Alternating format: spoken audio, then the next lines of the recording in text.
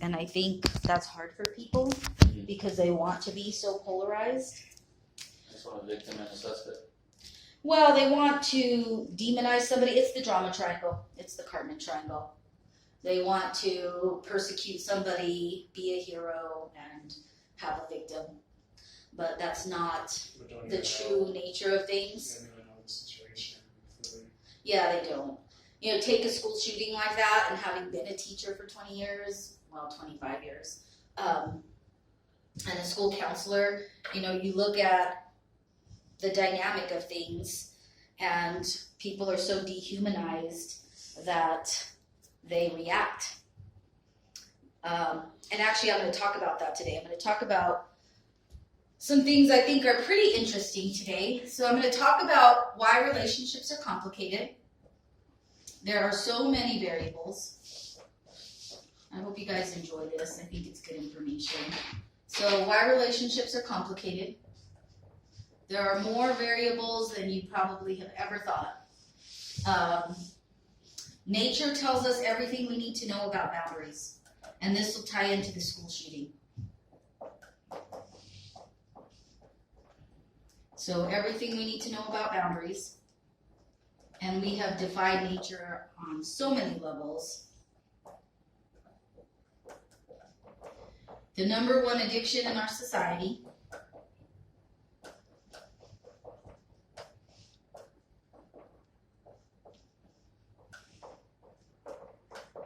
And building your own Lego towers in life.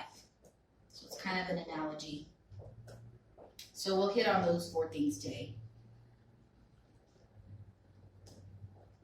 And all of them tie in.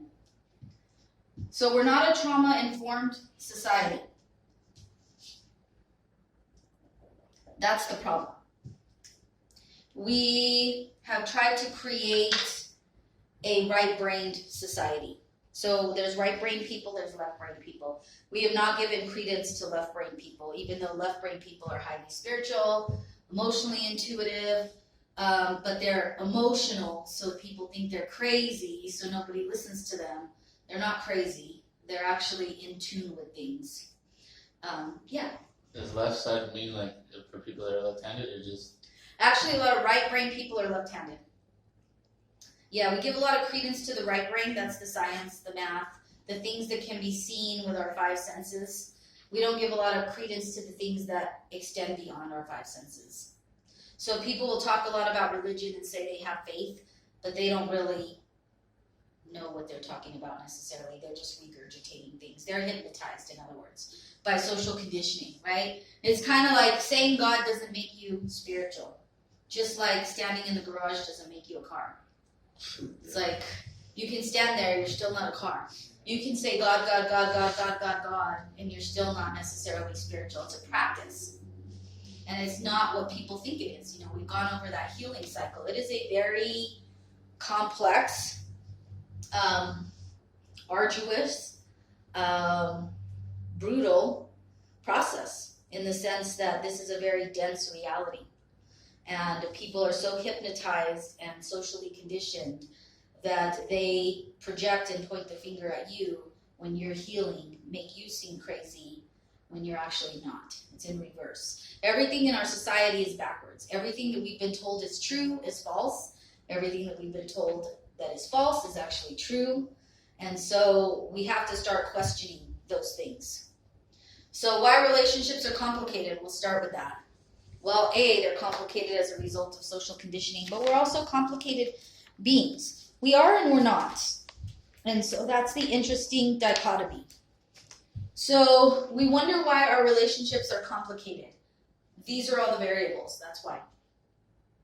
Okay, imago. That's that image word that relates to our childhood. Everything goes back to our childhood. Birth to age 7, everything. Our brain is in theta. When people say, I don't have trauma, I'm like, have you looked at our history? Did you take any history class at all? Because our entire history has been trauma. I'm like, watch Night at the Museum. I mean, if you want just an easy, fun way to identify how much trauma our society has. Maybe individually you may not feel like you do, but collectively we do. And that does trickle down to the individual. It's impossible for it not to. So imago starts in our childhood. We went over that and touched on that. That can be an entire class. Attachment style, that can be an entire class. Love languages, also an entire session or class. All of these can be a session in a class. So you're looking at multiple sessions and classes just on understanding your relationship. Toxic friends and family, identifying your wants and needs, knowing if you have a growth mindset or a fixed mindset, your perception of reality, your projections, which are tied to your unhealed trauma, so your trauma history, your stress responses, social conditioning, perception in a different way, which is tied to Gardner's 7 intelligences in your learning style, whether you're right-brained or left-brained, your communication style and your level of vulnerability, what we value, knowing what you value, and your boundaries. Those are all components of a relationship. So you have to understand these in order to have a successful relationship. And what is a successful relationship? Well, if you look at society, it's a bunch of bullshit that people consider a successful relationship, right? And you're welcome to take a picture of that. People consider a successful relationship as fake, basically. Oh, we don't have conflict. We buy each other gifts. We post on Facebook. We kiss someone's cheek in a picture and stage it. You know, it's all so fake. Those aren't real relationships, right? Love is a choice. Love is built. It's not found. So love is not a feeling. It's not all this staged crap that people say, look at my relationship is successful because of whatever. They don't even have a criteria as to why it's successful. Just like they don't have a criteria for normal. Just like they don't have a criteria for perfect. They don't have a criteria for God. These are just words people use. And they use it to basically sound a certain way and confuse people more. It's like, well, if you don't have a criteria for that, don't use those words. And then people buy into it, hook, line, and sinker, and they're like, I'm a leader because I threw out some words that people think they know, but that has nothing to do with being a leader. A leader is, and I'll kind of get to that when I talk about building your own Lego towers in life, a leader is someone who builds their own Lego towers in life. They just lead by example. They model. That's the best parent too. A lot of people do double speak, and I don't know, I saw one recently, I thought this was interesting. So this person who looks like she's taken down 2 marriages, I know one for sure, but this other one, it's kind of like, you can look at people's double speak and narcissism. So if somebody was married for 25 years and they have kids and a grandson or grandkids, and then they're like, the new person's like, you should fight for your relationship. And it's like, well, if that person wasn't willing to fight for their 25-year marriage with kids and grandkids, why are they going to fight for you? But that's the seed they're trying to plant. Well, fight for me because I'm better. It's like, well, some people leave relationships to avoid changing themselves, and some people stay in relationships to avoid changing themselves. Depends what the goal is. If you stay in a relationship to grow, then you're going to have the triangle, which I refer to as Brian's triangle. You both have a growth mindset. So here you are, here they are. You're building a life together. You basically merge into a healed version of 2 of you, which some would call the twin flame or the soulmate, right? It's not found, again, it's built. It's what you're willing to put your effort into. So that would be a red flag for me if someone was married that long, left, and then the other person's like, well, you should fight for your relationship. It's like, but they didn't. And you're not different. It's each individual journey. And so it's not like you come to save the day. That's opportunist language. That's not healing spiritual language. So you gotta most people don't think They observe things, they react to things, they like things, but they don't really think. It's like, watch what someone's doing and what they're saying, and if it matches their character. Because if it doesn't, that's a red flag. So, anyway, these are the things that you need to know. So when I do couples therapy, I go over each and every one of these things. So that by the time someone leaves couples therapy, and I can cover like 1 or 2 in a session, by the time someone leaves couples therapy, they will have an understanding of all of these things, both of them, and they will leave with a solid foundation to build from. And the chances of that relationship ever crumbling would be very low, because they would have a solid toolkit. You know, when people are looking for the grass greener on the other side rather than where you water it, it's an avoidance and it's an addiction. And you're going to be met with yourself no matter where you are. So you could be anywhere on the planet and you're going to be met with yourself. So eventually you have to look at yourself. Okay? We all want relationships because we're biologically wired for that. However, we go through this whole codependency process. And that's the #1 addiction in our society. I call it the blue ribbon, sadly. It's sad that codependency has won the blue ribbon. We want to change that. So I don't feel like I can fully be myself around other people. This creates circumstances where our lives become unmanageable because we are letting someone else manage it. Who? Society, religion, toxic family, toxic friends, toxic relationships. So we trade freedom, autonomy, voice, and personal power for conditional love in a cancel culture. I am wired to belong, I'm confused. So biologically, we're wired to belong. So we're like, where's my partner? Where is my tribe? We want to avoid shame. And then we're left with shame. So we go through this whole process to avoid shame, only to be left with shame. So that's your starting point, not your end point. The journey to whole source relationships where there's no trade, there's no compromise. So you don't have to give up these things to be in a relationship. You don't have to give up your freedom, your autonomy, your voice, or your personal power. So there's we, us, and I. And people get confused about that. So we, us, there's the I of the narcissist, and then there's the I of the boundary person. Those are different. So we are a human being. We are humanity. That's we. There's us as a family or a team, right? That's kind of the arc, right? You don't run to get the best window in the seat in the house by yourself. Doing what makes you happy, even if it upsets other people. That's narcissistic. The team is 2 people growing in that triangle and maybe their children in that triangle until their children are older and they form their own triangle. The I can be used in 2 ways. It can be narcissism, as in only I matter, but it can also be boundaries, as in I can't allow that. Okay? I can't allow that. So you're taking responsibility. So the I can be taking responsibility for everything. It can also be avoidance. So there's 2 sides to every coin. So there's a negative side to we and a healthy side to we. There's a negative side to us and a healthy side to us, right? There's the codependent side, and then there's the healed, autonomous, authentic side. Then there's the narcissistic side of I, and then there's the boundary person side of I.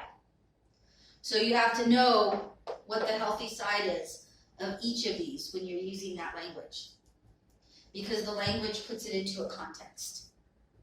So we, us, and I. So what I've been telling people in my sessions is that you take things all the way back again to your childhood, right? So think of that child, and we all know that child. Think of a child being 4, right? They walk into their new preschool, and there's a room and there's Legos everywhere, right? And one child goes over there and starts building a tower, just all on their own. And somebody comes over, sees that tower, super tall, and knocks it down. So one is a creator, one is a destroyer, right? So we either construct or we destruct. A person who constructs is a person who, I use the story of the 3 little pigs, right? There's many, many wolves who want to come and blow your house down. So you have to build the brick house. That's the boundaries.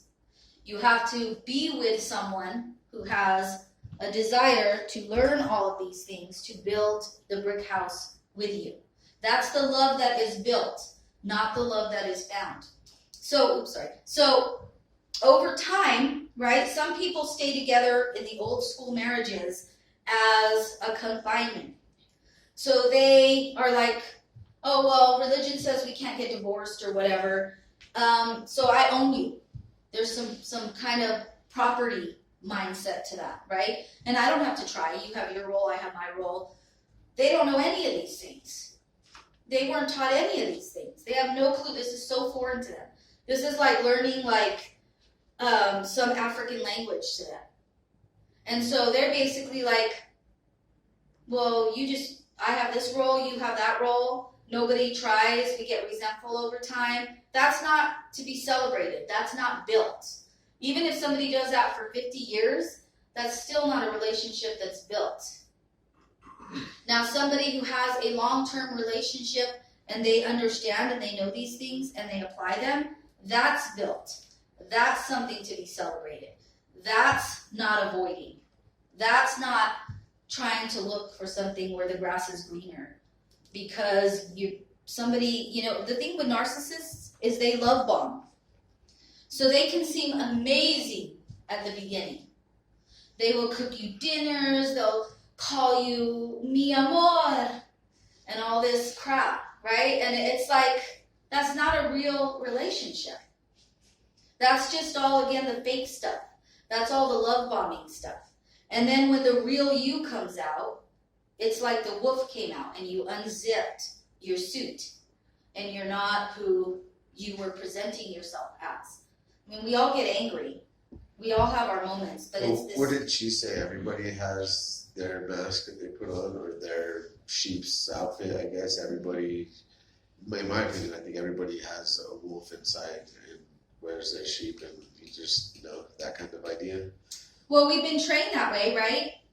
So we have our trauma. The more parental wounding we have, or caregiver wounding, the more trauma we have. And so we take 2 paths. Somebody who doesn't have that level of wounding will have a relatively secure attachment. So attachment style. And they will have pretty good boundaries by default. Because they have a full spectrum of vision. Okay? So the empath with a lot of trauma, have you ever seen dogs after they have surgery and they have those cones on their head? That's like an empath. We have tons of blind spots. And so the narcissist loves that. I was just talking to somebody about that this morning. The narcissist is vindictive. So their trauma is to hide the knife on the side or behind their back. And they think they're protecting themselves. The empath doesn't arm themselves because they can't fathom that someone would be dark in that way. Even though they experienced it, they are often codependent, so they make excuses for it, they have guilt wounds, they justify. And then there's the boundary person with a secure attachment who has a full spectrum of vision. So the only person that has the blind spots for the most part is the empath. And the narcissist takes advantage of that. And that would be like somebody gullible, I guess, or somebody that gets taken advantage of. You are kind of naive. So let's say you grew up, I can tell my story. So I was naive, and I would get offended, like even in my adult years, because they sent me to Catholic school. My mom would have me dress a certain way. She'd talk about not getting pregnant. And then at 17, I got pregnant from a 24-year-old. I was so naive. I couldn't see. Your field of vision is so stunted that you can't see if somebody is taking advantage of you. You can't see the abuse or the writing on the wall, the red flags. You don't see those. But that comes with experience too, learning how to do it. And that's like the overprotective people that I've run into have got more crazy and wild than the people that were, like classmates of mine that were not allowed to go out, went more crazy when they finally got out. Yeah, you don't have the skill set to read people. So I think like the little things do help with experience to gauge further decisions, I guess. Yeah, even this idea of like rating movies and saying don't watch that movie, you're limiting information. Exactly. You're trying to censor everything, and censorship is never good because you're creating a naive person. And Jordan Peterson talks about this. He has a great video on you don't try to shield the vulnerability in your kids. You teach them to be strong. And how do you teach them to be strong? You expose them to the world. I let my kids watch whatever they wanted. And then being open. And you have any questions? Because you want them to go out into the world and know that there's some great people in the world and who you can trust. Exactly. And there's some shady motherfuckers in the world and who you can't trust. I've gotten burned plenty of times, but I still trust people. I still want to believe anybody. Hey, can I borrow money? I'll pay you back. All right, I'll give you a chance. Everybody deserves at least one chance. But it's when you continually go back and keep getting burned, then it's your, my fault to do that. Well, it's hard. It's your field of vision. We blame ourselves and we say, damn it, I can't believe I did that again. I can't tell you the number of times I have misread people. Yeah. And it's me still working through those blind spots and saying, okay, I'm trying to become a boundary person. I asked the universe a couple years ago, I want to have boundaries of steel, because boundaries of steel create the most compassionate people because they don't get resentful. They're not taken advantage of. And I talked about my son and my youngest daughter. They both are very boundary people. They don't have a guilt wound. They don't feel guilty. They don't feel responsible for everybody else. They feel responsible for themselves, which is where we all need to be. So they're able to be like, no, I'm not feeling that. I don't want to do that. Or no, that's your deal. You figure that out. So they don't enable people. And as a result, when they do help someone, it comes from a genuine place because they aren't doing it to get something, such as love or acceptance. They're doing it because they're just doing it. So for example, like my son, I think I may have told this story. He lives in El Paso. He is an engineer. He lives in an apartment complex, and there was like somebody next to him that was trying to get a ride. She didn't have a ride. So he was like, okay, I'll give you a ride. And then the next day she was like, can I have a ride again? The third time he was like, hey, you know what? I don't mind giving you a ride, but I don't know what's going on with you, but this sounds like it's your deal. You need to figure it out. I don't want you to rely on me to do this ongoing. So I'll give you a couple more rides, and then that gives you some time to figure it out. So he sets boundaries. He doesn't let people take advantage of him. So if he gives freely, but there's a limit to it, and he doesn't allow himself to be taken advantage of. Where empaths, we give and give and give and give, and we hold up the building, and then we blow up the building when we've had enough of holding up the building because people are throwing stones at it. And so we have to become the boundary person. We can't let people walk all over us. And that's a process. It's knowing which one of these roles you play. If you attract a lot of narcissists, you're an empath, and you have to identify those wounds and learn to become the boundaried, secure, attached person. So it's earned secure attachment. And you do that by going through this whole process too, because this is also a self-discovery process. So healing isn't the absence of pain, it's the awareness of self. As you learn all of these things about yourself, by default, you're going to be a better partner to anybody. If they learn these things about themselves, they're going to be a better partner to you. People can learn, right? They've learned toxicity. They have spread toxicity like mad. So people's propensity to learn is high. They're not ignorant. They're not unintelligent. When I get pissed off, sometimes I'll call them an idiot. But they're not unintelligent, and they're really not an idiot. They are an idiot in the sense that they keep propagating toxic sludge and swinging it around. But they picked it up pretty fast. They absorbed it. Their brain was in theta just like everybody else's. So what we are lacking are enough teachers to teach in an effective way to get this information out so that people understand it. Once people understand it, that is what will multiply. But what has multiplied has been horrid. It's been brutal. And so we have to get those tables to turn. And that requires enough people getting the information for the tide to turn, so to speak. And people have to believe it. I think that they can feel it. When people come to class and they hear the information or they come to sessions, they can feel that it's true. I think even when people read it on Facebook or whatever, when I post it, I think they know it's true.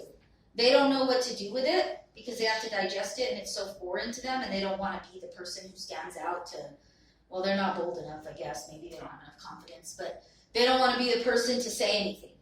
They still want to be part of the herd. They still want to be part of the toxicity because they get validation there. Oh, I don't want to step out of the toxicity because I don't want to be called crazy. It's like crazy is a compliment. It's like the more you get called crazy, the more you're complimented in some regard. And here's why. This gets into that nature part, okay? So you go to Yellowstone, right? And if you've ever been to Yellowstone, they will tell you immediately, do not approach the animals. Please do not approach the bears. Please do not approach the cubs because you are encroaching on that animal's space. And if you get mauled, that's on you, right? That is their boundary. That's nature. Every being in nature has their boundary. And they don't even have to talk. They don't even have to use words. But we know what their boundaries are. So as humans, we decided to make it all complicated. We decided to basically fuck it up and make it super destructive. So this is what we do in our society. So we respect the bear and we tell them, and some people have gotten mauled because they haven't respected it, and that is on them because they know. And so in nature, to some extent, well, actually not really. We have violated a lot of nature's boundaries and a lot of animals' boundaries. But, as I think about it, yeah. As humans, we violate boundaries. That's what we do. We violate the boundaries of nature. We violate the boundaries of animals. We violate the boundaries of other people. We have, desecrated everything. We have to change that. But the animals will let you know. And they will fight. And they will attempt to protect themselves. That's that fight or flight response that we all have in us. And so, a bear, just like a human being, you go and cross their boundary and they're going to react. But this is what our society does. They're like, let me cross boundaries and let me stay very calm while I cross your boundary so that I look like the healthy person. And I will poke at you and I will make condescending remarks and I will take everything that you've told me and twist it and get you to react. And then once you react, I'm going to play victim and act like you're crazy. So that's like telling a bear when you're going in to reach for its cub, you need to be in a cage. You need a tranquilizer. You need anger management because you are not managing your anger very well. When I come to take your cub from you, you need to sit down and behave. Go take Jennifer's class on how to manage your anger. And it's like, no, that's not it at all. It's like you should not be crossing the boundary in the first place. But people do it all the time. It's like, no, we don't need to manage people's anger. We need to teach people how to have boundaries and how to respect boundaries. No, we don't go and tell someone they need a tranquilizer, some medication. You need some medication to take the edge off your anger. No, you need to feel that anger. You need to identify why you're pissed off. Most of the time it's that your boundaries were violated and that maybe you have trauma and you don't even realize it. So you have all these blind spots and you're pissed off because you let it happen again. Not intentionally, but as a result of your trauma. Most of the time, that's why people are angry. So we violate when we have more of those narcissistic tendencies. When we're mindful, we stop violating people. We stop betraying people. We put the knife on the table and we say, okay, I'm going to put the knife down. I'm not going to hold it behind my back like a narcissist and run around betraying people and forming alliances and doing unsafe shit and calling that normal. And throwing darts and calling other people crazy, calling the bear crazy. It's like the bear isn't crazy, the bear is doing what it's biologically wired to do, which is to protect its own boundary. A human is doing what it's biologically wired to do, but we've made our brains so confused that we don't know how to react anymore. It goes into this being a safe person. We talked about that. You know, one who listens to understand, but not to impose an agenda or control. One who doesn't judge. One who does not align. One who allows another to be free to be themselves. A balance of giving and receiving and mutual respect. I wrote a few things this week that I thought were pretty good. You know, blood is not thicker than water. A lot of people will say blood is thicker than water, but a lot of times your family is what they are the ones that do the most wounding. They are the ones that do the most damage. So those empty chairs that your family decides to reject and abandon you as a form of punishment, fill them with the people you want that match your vibration. Because a lot of people do this narcissistic no response is a response, and they expect their life to function. It's like, no, that's just a power play. That's just you want to communicate to resolve something, and it benefits them more to play victim and to align and make you look bad than it does to resolve the relationship. Even if you give them the opportunity and you talk to them. And if you talk to them and you speak some truth and they don't want to hear that, then it's not to their benefit to resolve the issue because they're not ready to face. Especially when you confront someone and then you see them 2 weeks later go out and do exactly what you knew they were going to do. And they almost are so arrogant they want to prove it to you. It's like, well, yeah, I already knew that. I mean, I read behavior. You can call it psychic, but it's just really reading behavior. I mean, once you know people and how they function, you know what they're going to do. But they don't want to take ownership of it. Like you knew what they were going to do all along.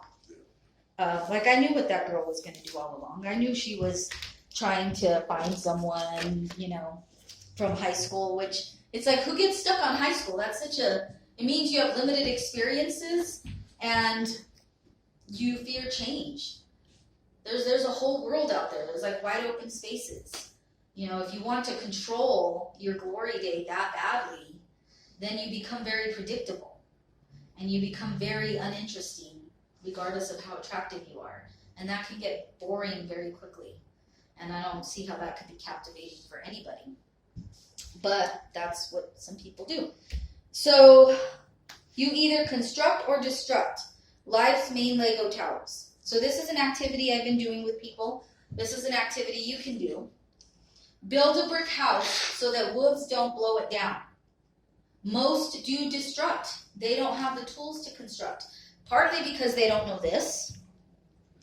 They don't know this. They don't know this. They don't know any of these. They don't know this. And they only know this. The tactic of the Antichrist, how to align. That's all they know, is aligning and gossip. And then if you tell a story openly, because you've already talked to them, they're like, you're being passive-aggressive. It's like, no, I already talked to you. If I tell a story openly and the whole world sees it, including you, that's not passive-aggressive. That's completely open. So they're all confused, and then it's because they're getting scared because you're getting to the truth. The more you get to the truth with people when they don't want to hear it, the more they gaslight because they are going to try to make you seem crazy so that you won't touch on the truth. So life's main Lego towers. You can identify them for yourself, but these are kind of the main ones. Personal development, marriage, relationship, kids, pets, career, and health. So you look at what's positive in those Lego towers that you've constructed, And then you look at what's negative. If you have more positive than negative, and be honest with yourself, then you're a constructor, you're a builder. We all have some negative areas of growth. We're human. We're all going to have areas of growth. But you definitely want to be top heavy. You don't want to be bottom heavy. So personal development, I put for myself, the positives. I have counseling degrees, work with healers, read a lot at the library, watch a lot of videos, actively heals trauma and doesn't pretend or deny. I'm introspective and I focus on myself. Okay, my drawback, my negative is that I overthink due to my trauma. I definitely overthink and create scenarios that aren't there. That's my area of growth. My marriage, I've been married 22 years. We both work at our marriage by understanding those concepts, and we don't pretend things. I'm not kissing him on the cheek, staging pictures. Our pictures are real pictures. I don't stage things for the world. So we don't pretend things for the sake of others. We're real about it. We have problems sometimes. 1 year in my marriage was horrific. It almost broke us. I don't deny that. I don't pretend that didn't happen, but there's value in that. There's value in that because we grew. We got stronger. We didn't let that break us. And there's a lot to be said to going through those hard times because it does bond you. Not necessarily trauma bonding, but bonding through healing. There's value in that. So my drawback is that I had porous boundaries. I allowed people to interfere, shared with toxic, wrong people when I was having difficulties in my relationship, and they exploited that. That just compounded my relation problem, right? And that goes back to that lesson that I taught about the opportunists. They capitalize on that. So positive with kids. I allow my kids to be themselves.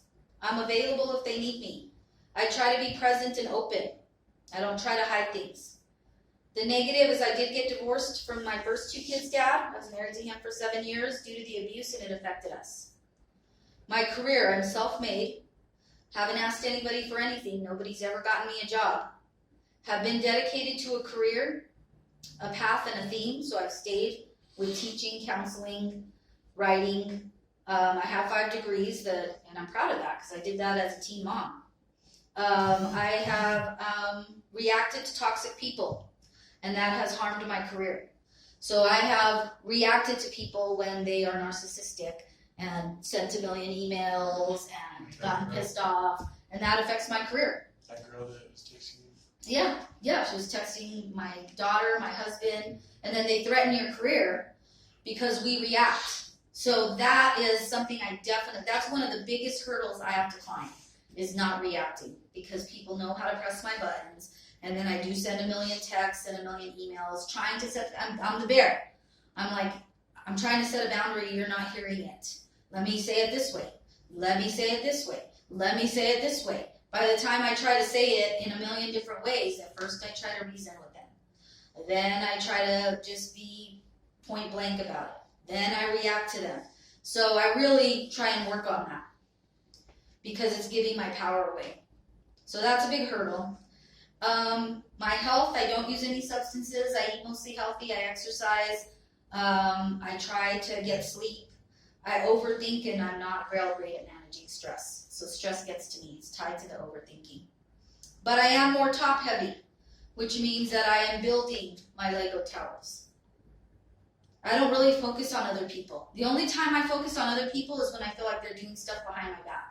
Then I'll look at their dumb shit, or I'll be like, I'm pretty psychic though, so I'll get a feeling about things, and I'm like, I have a feeling somebody's up to something.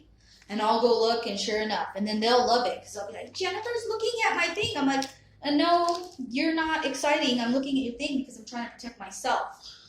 You have nothing to look at because you're a destructor. You don't even have a tower to look at. It's like, what have you done? And they'll say things like, there's no good guys out there. It's like, well, it could be because like attracts like, and you're not that great. So it's like, wake up to that reality. Fix yourself, and then all of a sudden there will be good guys out there. It's amazing how that works. But they're trying to project it onto someone else. It's because they're not good. No, it's because you're also not that good. So work on it. Work on it. Own it. If you were that great, then somebody would probably be building a triangle with you. And you wouldn't have to go steal it from somebody else. Right. It wouldn't be, that wouldn't be your choice. If that's your choice, you're definitely not building any Lego towers. You can pretend you're taking care of your kids. You can pretend whatever.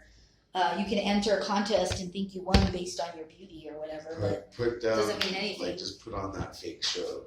You know, exactly. Like, on social media, you're fantastic, but you're a mess altogether. Yeah, the more people put all this fake stuff and they try to hide stuff, the more you know that it's probably a mess behind the scenes. Yeah, like, are you lying to me or are you lying to yourself? Oh, they mostly lie to themselves. Yeah. And the more validation they can get for that, the more it actually stunts their growth, because then they are able to feed off of that. That's that narcissistic feed. These people think I'm sane. It's like, well, no, again, like attracts like, and they might be just as insane as you. There's more crabs in the crab bucket than there are outside of the crab bucket, because that's their field of vision. They don't know there's anything outside of the crab bucket.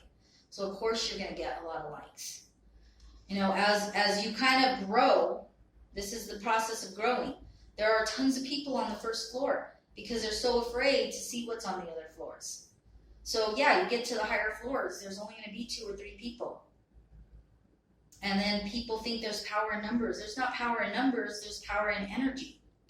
There's power in your own healing. So those 3 people on the 25th floor, they do much more for the planet and for healing than the thousands of people or millions and billions of people that are on the first floor. Literally 3 people who are healing. Their energy resonance will create more of a ripple effect and affect more people in a positive way than all those people on the first floor. Because that's dense. They're dense. There's no light going out and there's no light coming in. But those 3 people on the whatever floor, the 75th floor, the 62nd floor, that's going to radiate a lot more. By way of knowledge, understanding, it's going to ripple out. All that other stuff is just toxicity, just kind of all, it's like roaches, right? People are like, power in numbers, no one likes you. It's like, okay. I also don't want to be an ant or a roach. An ant is better than a roach because they actually have teamwork. But a roach is just, they're like, and then you tell them that, you start telling narcissists that, and they get real quiet. That's how you confuse them, because they have their gaslighting tactics. You have to have your gaslighting tactics back to them. And say, well, yeah, bugs like light. They always come to the light. They get zapped by the light. They move away from the light, and then they come back to the light. But they come in like hordes, right? And roaches scatter from the light, but they all culminate together. Power in numbers. To just, what do roaches do? They digest disgusting matter. So there's no power in numbers. There's power in your own energy vibration. If you are the tall oak tree with the lights, there is way more power in that than being a roach and having a million likes. But they'll walk around like a diva, like, look how many people like me. And it's like, do they? Do they like you? Or are they just, For this do you guys vintage. just not know anything else? A roach doesn't know it's a roach. A roach doesn't know it digests crap. That's all a roach knows. So that's what it does. It's crazy how you brought up the blood stick in the water, because me and my mom actually got around it right now. And we were just talking about that and made me think, because she, her friends are talking crap about me on Facebook, because she posted my brother had COVID and he didn't even post it and he didn't want it, but he's not wanting to stand up for himself. So I was like, you didn't have to put the COVID thing, just say that you needed prayers for your family, you know what I mean? Mm-hmm. And then so someone was like, why would I make you Jesus? And then someone else was talking crap, and then when I tried responding to them, she would delete my comment and just let her keep saying stuff. Jeez. That shit pissed me off. I was so mad. I was just like, oh, I'm about to throw my phone. Like, That's how my aunt is, bro. She's like, I'd be putting everybody's business everywhere. It's like, you can't tell her certain things Yeah. because she's the Facebook lady that doesn't have anybody, granted, but she's like just gotta be gossip girl. I don't know, man. There's tons of friends though. That's because she's like a very outgoing person, so she has like a bright, but like she just it just There's certain things that you don't even be putting out there, like exactly. Well, yeah, people are going to exploit you. Again, it goes into that whole boundary thing.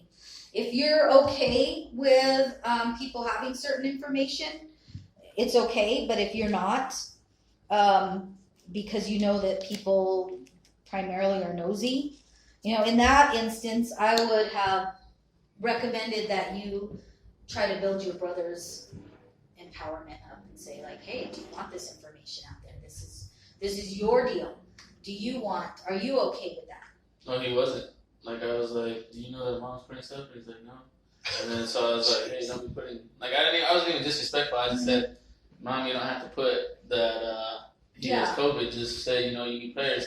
And then right away, her friends started talking shit. So then I started responding to her. And every time I started responding to her, she freaking was deleting my comment. I was getting so pissed. I was like, bro, what the? Like, you freaking let me talk shit. Let me talk shit back. I'm just.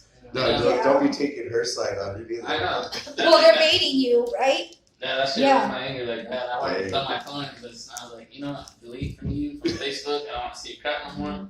Well, because the other thing that they're doing is when you post something and they take it down, it's like your voice doesn't matter. They're sending the message like my voice matters, your voice doesn't matter. Mm-hmm. And so it creates this inequity.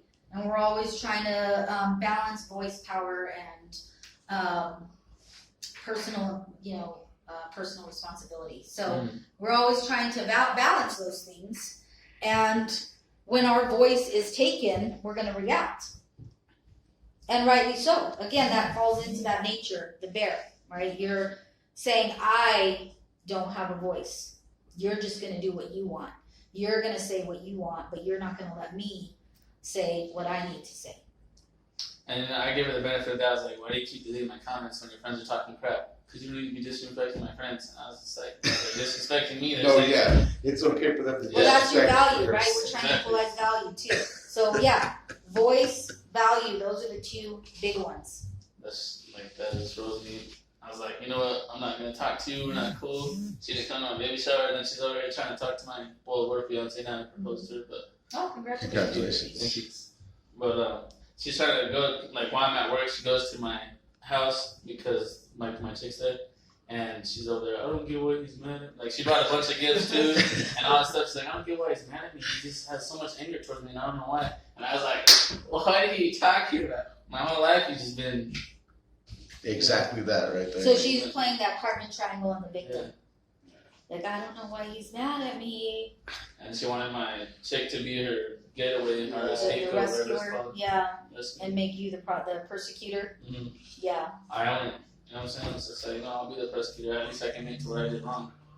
It's the exact same situation. I haven't talked to my aunt, but she talks to my girl every day. You know what I mean? Like, why doesn't he ever talk to? Why do you think I don't talk to you? Because you leak my information. You gotta go. Like last time, me and my girl got into a fight.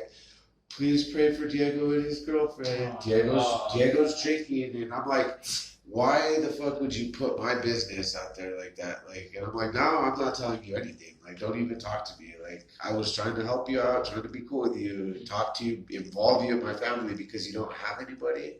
But then completely play my story and put it out there. Like, you want to talk to them about their kids? That's fine. Don't be putting my shit in my business out there. Like, I really like that, but like friends, like you'll be like, oh yeah, I'm fighting with my chick, and like then they go and tell her and they're like, oh, what's wrong with you? Like then other people will be like, oh, what's wrong with you? Your girl? Exactly. I get a call from my uncle. Is everything okay? Do you need to talk? Yeah, and an uncle that I don't even talk to. Like, why are you calling me? Oh, Kathy told me blah blah blah. Like, I don't even talk to people stuff anymore. It just gets like. Then by the time that you solve your guys' problem, people are still asking what's wrong, and it just brings up again. You exactly. Again. Then it gets in, but then like it just blows everything out of proportion. Yeah, there's sharing so that people will understand things, and then there's sharing because people want to be part of that drama triangle. There's two different intents, right? Like as a teacher, I share my healing journey, and I'm okay with that. even though I've been attacked quite a few times and I'm not okay with that part, but it comes with the territory if you're going to share. So if you're sharing to help people understand and grow, that's one thing. But then some people share because they want to create chaos. Just stir the pot. Yeah, and they just want to be Or nosy, they and they just want want to. attention. They Like, want to see something happen. yeah. That's what it is. Well, they're part of that destruct. They're not part of a construct. They're not really wanting to see you be successful, and you kind of get that feeling. They want to capitalize on your human failures that we all have. It's like, well, go work on your human failures. Why don't you go share your story? Don't share my story, share your story. Exactly. Why are you coming to helping my family tower? Go build your own tower. Go worry about their tower. Like, me and my girl and my kids, we have our tower. I don't need you with your input. I don't need my dad's input. You know, yes. Yeah, if you wanted it, you go ask for it. Constructive criticism, sure. You know, if I were you, I'd put it over there. Cool, I'll take it. But don't tell me what to do. Don't tell me how you do it. Like, Well, you can kind of identify some of those people too. Those are your people if you use social media. Those are your people that never really like your stuff when you are constructing your tower. But then the minute they see you have a conflict, they're like, do you want to meet for lunch? I'm a good listener. right. And you know they just want that information to put in their back pocket because Precisely. yeah, Use it on the. Yeah, use it against you later or something. yeah, they do. Did you know in her relationship she was having problems? And it makes them feel better about 7 their months mess. ago, this happened. Yeah. And Okay, she Nancy, confided in get me. She over it. confided in me. It's like, no, you manipulated and took advantage of a person during a vulnerable moment for your own agenda. But they're not going to admit to that. But that's exactly what's going on. So yeah, that's everything for today. Awesome. All right, I hope you guys That was a good one. got something out of that. And you're welcome to take any pictures of these that you guys would like to, if you want to. Oh, Just take a one- picture. You don't have your information. Yeah, go ahead. Yeah, it's a good exercise. You got my